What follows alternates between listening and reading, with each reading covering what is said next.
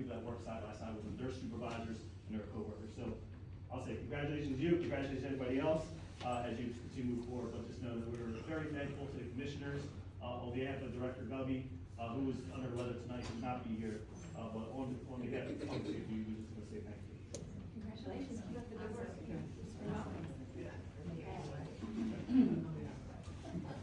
Next, Jenica Gravano. Did I say that?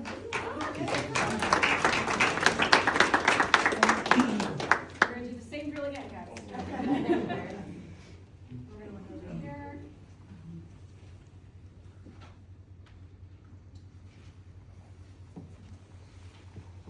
And you have, sorry, I should have that first, Trainer of the Year. Oh, so you are training others.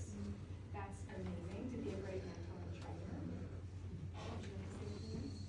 Yeah, she is, I can tell you, was referenced by the new, and again, we are hiring a lot of people at the same time.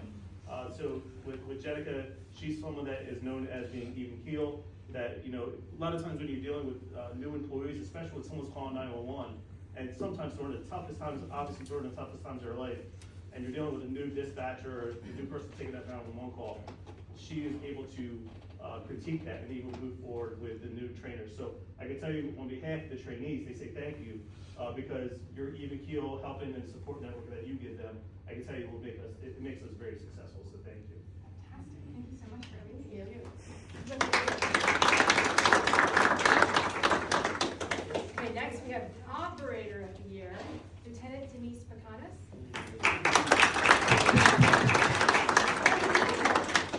Thank you. Turn that around. We're going to take pictures.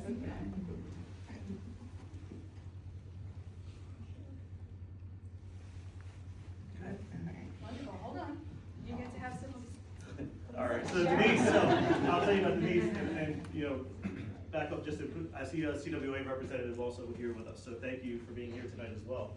Denise, she has a tough job a lot of times doing all of our lookups on P5, night shift, dealing with, you know, a lot going on, but getting the flash, and when I talk about the flash, it means like the all points bulletin when, you know, areas are having a bad incident, and if the county needs to know, I can tell you that Denise is someone that we can rely on to get that information out countywide. So, and the lookups and the criminal histories, and I could go on and on about what her job is at night shift, but we'll be here tonight at 5. I can tell you, your peers look at you and look up to you. So we just want to say thank you for that, because again, this was not the administration. While we think the world of you, your peers also think the world of you. So we appreciate that. Thank you.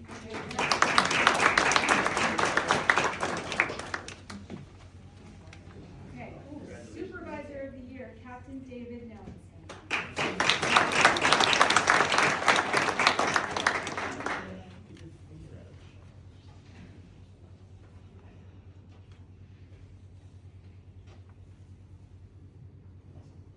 So as the chief of police in Burlington City, I can tell you one of the most pillars that I've dealt with in EMS and in police was Dave Nelson.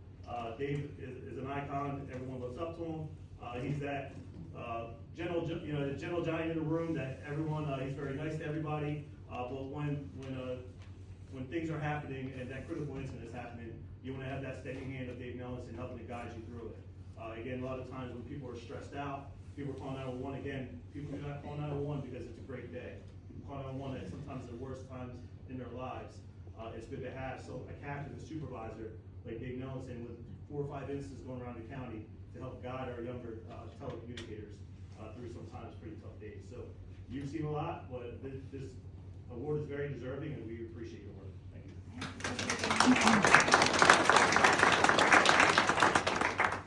We are also acknowledging a milestone tonight.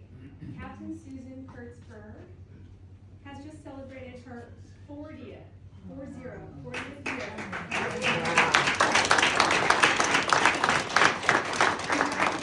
thank you so much for your long and dedicated service to the people of the county.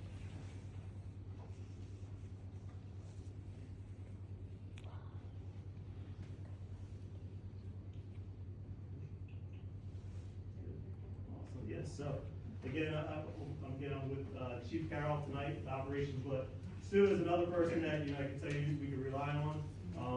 40 years is amazing, and it speaks for itself. speaking with the chief and just knowing that we need to acknowledge you tonight. Again, I've only been here for a few months, but some of the best direction I've gotten and advice I've gotten is from Sue, who's looking, listen, John, this is, what's going on, and I appreciate it. I can tell you that the people in the center say if you really want good advice, you go to Sue and you talk to her, and she will give you and put you in the right direction. So I thank you, and we thank you. But one of the things that she just did is that she resurrected what was called the Central Chat, which is an informal newsletter where internally we send out from recipes to what's going on around the county to the fishing report I saw. But she asked for people to ask who wants to submit a article for this Central Chat, which she just released a couple weeks ago. You're at 25 pages, so you set the standard pretty high. But I can tell you the morale is building partially because of the work that you're doing. So thank you so much, and thank you for your years of service.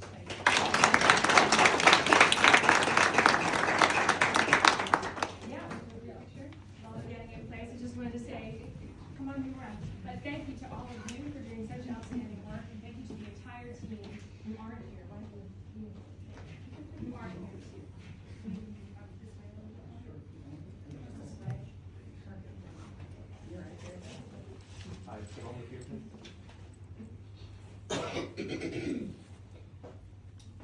Thank you so much. All right, thank you so much. Keep up the good work.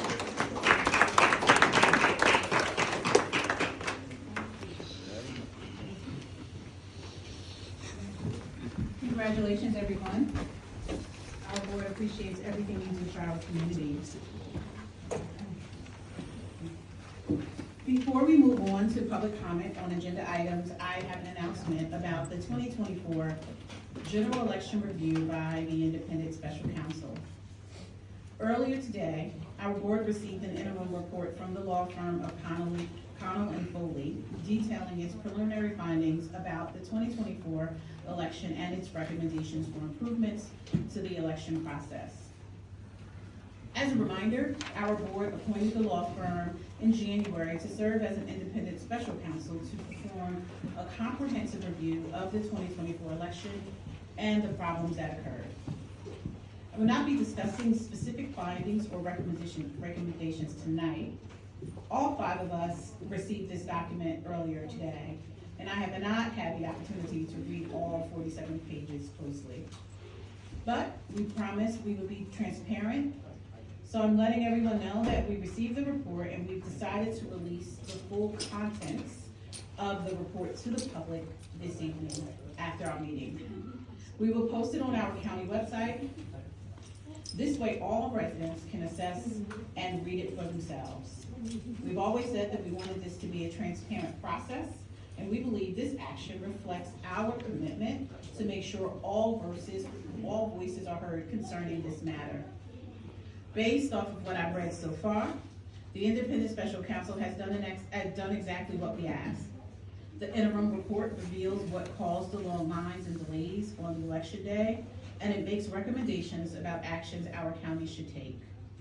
It does not place blame on any office or official. There were failures all around, and the report makes that clear. It's considered interim because the Independent Special Counsel wanted to give us action items that can be implemented before June primary election. We need to work together to implement many of these recommendations